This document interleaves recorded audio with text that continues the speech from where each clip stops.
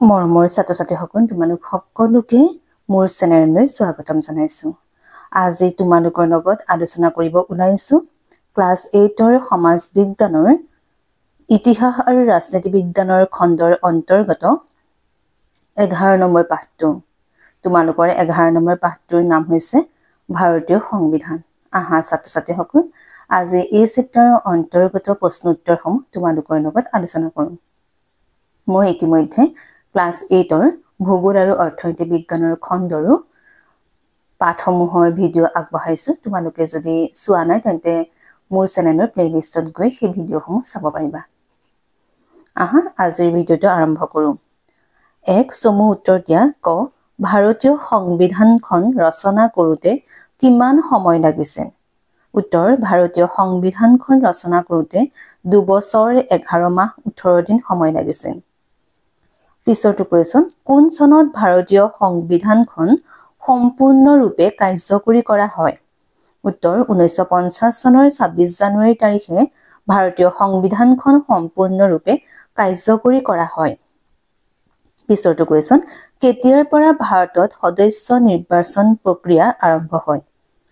উত্তৰ 1892 চনৰ সংশোধিত ভাৰত পৰিষদ আইন মতে ভাৰত সদস্য নিৰ্বাচন প্ৰক্ৰিয়া আৰম্ভ হয়। পিছৰটো কুৱেশ্যন, 1935 চনত ভাৰত চৰকাৰ আইনত কি ব্যৱস্থা প্ৰৱৰ্তন কৰা হৈছিল? উত্তৰ 1935 চনৰ ভাৰত চৰকাৰ আইনত স্বায়ত্ত আৰু যুক্তৰাষ্ট্ৰীয় শাসন ব্যৱস্থাৰ প্ৰৱৰ্তন কৰা হৈছিল। পিছৰটো কুৱেশ্যন, সংবিধান সভাৰ খচৰা কমিটিখন কেতিয়া গঠন কৰা হৈছিল? উত্তৰ সংবিধান সভাৰ খচৰা কমিটিখন 1947 চনৰ 29 আগষ্ট তাৰিখে গঠন কৰা হৈছিল। এইবাৰ আহিছে তোমালোকৰ খালী ঠাই পূৰ কৰা। ক ভাৰতীয় সংবিধানত দেশ অনুচ্ছেদ আৰু দেশ অধ্যায় দেশ অনুসূচী আছে। উত্তৰ ভাৰতীয় সংবিধানত 395টা অনুচ্ছেদত 22টা অধ্যায় আৰু 12টা অনুসূচী আছে। পিছৰটো কুৱেশ্যন, সংবিধানে ক্ষমতাসমূহ দেশ দেশ দেশ তালিকাত ভাগ কৰিছে। উত্তৰ সংবিধানে ক্ষমতাসমূহ কেন্দ্ৰীয়, ৰাজ্যিক আৰু উমৈহতীয়া তালিকাত ভাগ কৰিছে। পিছৰটো কুৱেশ্যন, সংবিধানৰ 42তম সংশোধনৰ যোগেদি সংবিধানৰ প্ৰস্তাৱনাত দেশ শব্দটো সংযোগ কৰা হৈছে। উত্তৰ সংবিধানৰ 42তম সংশোধনৰ যোগেদি সংবিধানৰ প্ৰস্তাৱনাত সমাজবাদী শব্দটো সংযোগ কৰা হৈছে। পিছৰটো কুৱেশ্যন, সংবিধান সভাৰ খচৰা কমিটিত অসমৰ সদস্যজন হ'ল দেশ। উত্তৰ সংবিধান খচৰা কমিটিত অসমৰ সদস্যজন হ'ল চৈয়দ মহম্মদ ছাদুল্লা। 3 নম্বৰ উত্তৰ লিখা। ক ভাৰতৰ সংবিধানক কিয় দীৰ্ঘতম সংবিধান বুলি কোৱা হয়? উত্তৰ ভাৰতৰ সংবিধানত 395টা অনুচ্ছেদ, 22টা অধ্যায় আৰু 12টা অনুসূচী আছে। সেয়েহে ভাৰতৰ সংবিধানক দীৰ্ঘতম সংবিধান বুলি কোৱা হয়। পিছৰটো কুৱেশ্যন, সংমিশ্ৰিত সংবিধান মানে কি বুজা? উত্তৰ নমনীয় আৰু অনমনীয় বৈশিষ্ট্যৰে গঠিত সংবিধানক সংমিশ্ৰিত সংবিধান বুলি কোৱা হয়। আমাৰ ভাৰতৰ সংবিধানখন এখন সংমিশ্ৰিত সংবিধান।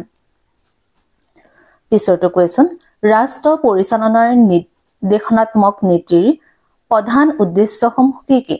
উত্তৰ ৰাষ্ট্ৰ পৰিচালনাৰ নিৰ্দেশনাত্মক নীতিৰ প্ৰধান উদ্দেশ্যসমূহ হ'ল দেশৰ সকলো লোকৰ জীৱন ধাৰণৰ মান উন্নত কৰা, অৰ্থনৈতিক ক্ষমতা স্থাপন কৰা, গাঁও অঞ্চলসমূহৰ উন্নয়ন সাধন কৰা, পঞ্চায়ত ব্যৱস্থা প্ৰৱৰ্তন কৰা, শান্তিপূৰ্ণভাৱে বিবাদ নিষ্পত্তি কৰা আৰু বন্ধুত্ব স্থাপন কৰা, নিৰক্ষৰতা দূৰীকৰণৰ বাবে সকলো শিশুক 6 বছৰৰ পৰা 14 বছৰৰ বিনামূলীয়া আৰু বাধ্যতামূলক শিক্ষা ব্যৱস্থা প্ৰদান কৰা, সমাজৰ পিছপৰা সম্প্ৰদায়ৰ বাবে বিশেষ সংৰক্ষণৰ ব্যৱস্থা কৰা আদি।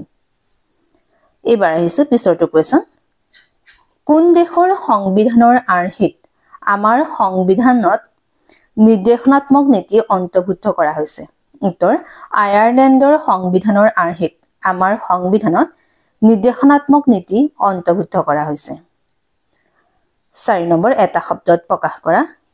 যি ৰাষ্ট্ৰৰ মুৰব্বী বংশানুক্ৰমিকভাৱে নহয় তাক কি বোলে মানে হেতু সুধিছে উত্তৰ গণৰাজ্য পিছৰটো কোৱেশ্চন যি ৰাষ্ট্ৰ বিদেশী শাসনৰ পৰা মুক্ত তাক কি বুলি কয় উত্তৰ তাক সাৰ্বভৌম ৰাষ্ট্ৰ বুলি কয় পিছৰটো কোৱেশ্চন যি ৰাষ্ট্ৰত কোনো ৰাষ্ট্ৰীয় ধৰ্ম নাই তাক কি বুলি কয় ধৰ্মনিৰপেক্ষ বুলি কয় তাৰ পিছৰটো কোৱেশ্চন যি ৰাষ্ট্ৰই জনসাধাৰণৰ কল্যাণ কামনা কৰে তাক কি বুলি কয় কল্যাণকামী ৰাষ্ট্ৰ বুলি কয় এবাৰ আহিছো সু অংশৰ লগত বাওঁ অংশ মিলোৱা মই একেবাৰে উত্তৰটোৱে লিখি দিছো দেই কোৱেশ্চনটো পঢ়ি থকা নাই কিতাপতে আছে ক ব্ৰিটিছ সংবিধানৰ পৰা সংসদীয় গণতন্ত্ৰ আমাৰ কি হৈছে লোৱা হৈছে এখিনি ইম্পৰ্টেন্ট চাবাই ডাঙৰ হলেও লাগিব পিছৰটো হৈছে কানাডা অষ্ট্ৰেলিয়া দক্ষিণ আফ্ৰিকাৰ পৰা কি লোৱা হৈছে যুক্তৰাষ্ট্ৰীয় শাসন ব্যৱস্থা লোৱা হৈছে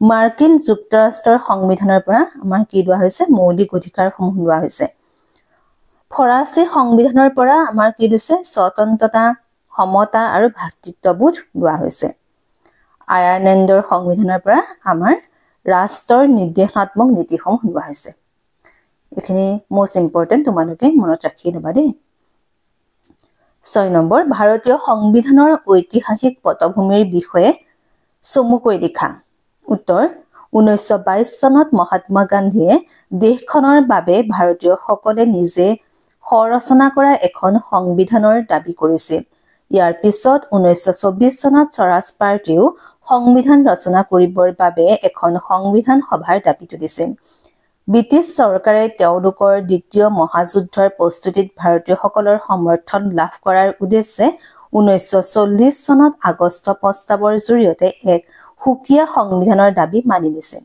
সেই অনুসৰি 1946 চনত কেবিনেট মিছন ভাৰতলৈ আহে আৰু ভাৰতৰ বাবে এক সুকীয়া সংবিধান ৰচনা কৰিবলৈ প্ৰস্তাৱ আগবঢ়ায় 1947 চনৰ 29 আগষ্টৰ তাৰিখে ডক্টৰ বি.আৰ. আম্বেদকাৰক সভাপতি ৰূপে লৈ 6 জন সদস্যৰ সৈতে এখন খচৰা কমিটি গঠন কৰা হয় 1949 চনৰ 26 নৱেম্বৰত সংবিধান সভাৰ সভাপতি ডক্টৰ ৰাজেন্দ্ৰ প্ৰসাদে খচৰা সংবিধানখনত স্বাক্ষৰ কৰে তাৰ পিছতেই সংবিধান সভাত ভাৰতৰ সংবিধানখন গৃহীত হয় সংবিধানখন ৰচনা কৰি ইয়াক সম্পূৰ্ণ কৰালৈকে 2 বছৰ 11 মাহ 18 দিন সময় লাগিছে 1950 চনৰ 26 জানুৱাৰীৰ পৰা সংবিধানখন সম্পূৰ্ণৰূপে কাৰ্যকৰী কৰা হয় এবাৰ আহিছো তোমালোকৰ 7 নম্বৰ কোৱেশ্চনটোলৈ সংবিধান প্ৰণয়নত অসমৰ ভূমিকা কি আছিল লিখা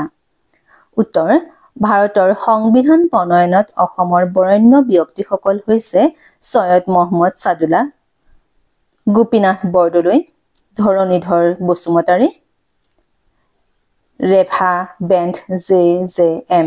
নিকলছ ৰয় নিবাৰণ চন্দ্ৰ লস্কৰ কুন্ধৰ চলিহা ৰোহিণী কুমাৰ চৌধুৰী আৰু আব্দুৰ ৰফ তেওঁলোকৰ মাজৰ সৈয়দ মহম্মদ সাদুল্লাহ আছিল সংবিধান সভাৰ খচৰা কমিটিৰ সদস্য গোপীনাথ বৰদলৈয়ে অসমৰ অনুসূচিত জাতি জনজাতি আৰু পাৰ্বত্য জনজাতিৰ স্বাৰ্থ ৰক্ষাৰ্থে গঠিত সংখ্যালঘু উপদেষ্টা সমিতিৰ সভাপতি পদত কাৰ্যভাৰ গ্ৰহণ কৰিছিল এই সমিতিৰ পৰামৰ্শ মতে সংবিধানত 6ষ্ঠ অনুসূচী অন্তৰ্ভুক্ত কৰা হয় এই অনুসূচীয়ে উত্তৰ পূব ভাৰতৰ পৰ্বতীয়া আৰু জনজাতীয় অঞ্চলসমূহৰ বাবে স্বায়ত্ত শাসনৰ ব্যৱস্থা কৰে এনেদৰে ভাৰতীয় সংবিধানখন ৰচনাত এই সকল বৰেণ্য ব্যক্তিয়ে যথেষ্ট সবল আৰু গঠনমূলক ভূমিকা গ্ৰহণ কৰিছিল সমগ্ৰ দেশৰ লগতে নিজ ৰাজ্যৰ স্বাৰ্থত তেওঁলোকে সহমত পোষণ কৰিছিল যাতে ৰাজ্যৰ সকলো শ্ৰেণীৰ লোকে সংবিধান প্ৰদত্ত সুবিধাসমূহ লাভ কৰিব পাৰে 8 নম্বৰ ভাৰতীয় সংবিধানৰ প্ৰস্তাৱনাত থকা মূল আদৰ্শসমূহ বৰ্ণনা কৰা উত্তৰ ভাৰতীয় সংবিধানৰ প্ৰস্তাৱনাত উল্লেখ থকা মহান আদৰ্শসমূহ হৈছে ন্যায় স্বাধীনতা সমতা আৰু ভাতৃত্ববোধ এক ন্যায় বুলিতে নাগৰিকসকলৰ সামাজিক ৰাজনৈতিক আৰু অৰ্থনৈতিক ন্যায় প্ৰদান কৰাৰ কথা কোৱা হৈছে ক সামাজিক ন্যায় বুলিলে ভাৰতৰ সকলো নাগৰিকে যাতে সম অধিকাৰ ভোগ কৰি এখন মৰ্যাদাপূৰ্ণ জীৱন যাপন কৰিব পাৰে তাকে বুজা যায়। ইয়াত এখন নহব দেই, এটা মৰ্যাদাপূৰ্ণ জীৱন যাপন কৰিব পাৰে তাকে বুজা যায়। মই আকৌ এবাৰ পঢ়ি দিছো। সামাজিক ন্যায় বুলিলে ভাৰতৰ সকলো নাগৰিকে যাতে সম অধিকাৰ ভোগ কৰি এটা মৰ্যাদাপূৰ্ণ জীৱন যাপন কৰিব পাৰে তাকে বুজা যায়। এখনটো কাটি দিবা দেই। অৰ্থনৈতিক ন্যায় বুলিলে সমাজৰ পৰা অৰ্থনৈতিক অসমতাক দূৰ কৰাৰ কথা বুজোৱা হয়। ৰাজনৈতিক ন্যায় বুলিলে প্ৰাপ্তবয়স্ক নাগৰিকে ৰাষ্ট্ৰ বা চৰকাৰৰ কাম-কাজত প্ৰত্যক্ষ আৰু পৰোক্ষভাৱে অংশগ্ৰহণ কৰিব পৰাই বুজায়। স্বাধীনতা। স্বাধীনতাই ভাৰতীয় নাগৰিকসকলৰ চিন্তা, মত প্ৰকাশ, বিশ্বাস, ধৰ্ম আৰু উপাসনাৰ ক্ষেত্ৰত আশ্বাস প্ৰদান কৰিছে। এই আদৰ্শসমূহ বাস্তৱত ৰূপায়িত কৰিবলৈ নাগৰিকসকলক স্বাধীনভাৱে চিন্তা চৰ্চা কৰিব পৰা, বিভিন্ন সমস্যাৰ ওপৰত নিজৰ মতামত প্ৰকাশ কৰিব পৰা, নিজৰ ইচ্ছা অনুসৰি ধৰ্ম গ্ৰহণ, চৰ্চা আৰু প্ৰচাৰ কৰিব পৰা স্বাধীনতা দিয়া হৈছে। সমতা। সমতা হৈছে ভাৰতীয় সংবিধানৰ প্ৰস্তাৱনাত উল্লেখ থকা আন এটা গুৰুত্বপূৰ্ণ আদৰ্শ। জনসাধাৰণে যাতে সকলো ধৰণৰ সুযোগ সুবিধা জাতি, ধৰ্ম, বৰ্ণ নিৰ্বিশেষে ভোগ কৰিব পাৰে তাৰ ব্যৱস্থা প্ৰস্তাৱনাত গ্ৰহণ কৰা হৈছে। পিছৰটো হৈছে ভাতৃত্ববোধ। জাতীয় সংহতিত অৰিহণা যোগাবলৈ ভাতৃত্ববোধক এক উল্লেখযোগ্য আদৰ্শ হিচাপে গ্ৰহণ কৰা হৈছে। তাৰ বাবে প্ৰত্যেক ব্যক্তিক সমান সুযোগ আৰু সমমৰ্যাদা প্ৰদান কৰাটো ৰাষ্ট্ৰই নিশ্চিত কৰিব লাগিব। এবাৰ আহিছো চমু টোকালৈ। 9 নম্বৰ কুৱেশ্যন চমু টোকা লিখা। ডক্টৰ ভীমৰাও আম্বেদকাৰ। উত্তৰ ডক্টৰ ভীমৰাও আম্বেদকাৰৰ সম্পূৰ্ণ নাম বাবা চাহেব ভীমৰাও আম্বেদকাৰ। তেওঁক সন্মানসূচকভাৱে বাবা চাহেব বুলিও জনা যায়। আম্বেদকাৰে ভাৰতীয় সমাজত থকা অস্পষ্টতা দূৰীকৰণৰ বাবে সংবিধানত মৌলিক অধিকাৰ সন্নিৱিষ্ট কৰি সামাজিক সমতা প্ৰতিষ্ঠা কৰিছিল।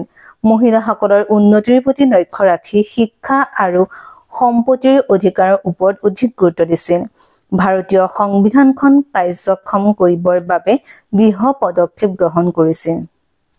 পিছৰটো চমু টোকা ডক্টৰ ৰাজেন্দ্ৰ প্ৰসাদ। উত্তৰ ডক্টৰ ৰাজেন্দ্ৰ প্ৰসাদ সংবিধান ৰচনাৰ বাবে গঠন কৰা সংবিধান সভাৰ সভাপতি আছিল। তেখেত ভাৰতীয় সংবিধান নিৰ্মাণৰ কামত আৰম্ভণিৰ পৰা জড়িত আছিল। সংবিধান সভাত তেখেতৰ সভাপতিত্বতে 1950 চনৰ 26 জানুৱাৰীৰ পৰা ভাৰতীয় সংবিধানখন কাৰ্যকৰী কৰা হয়।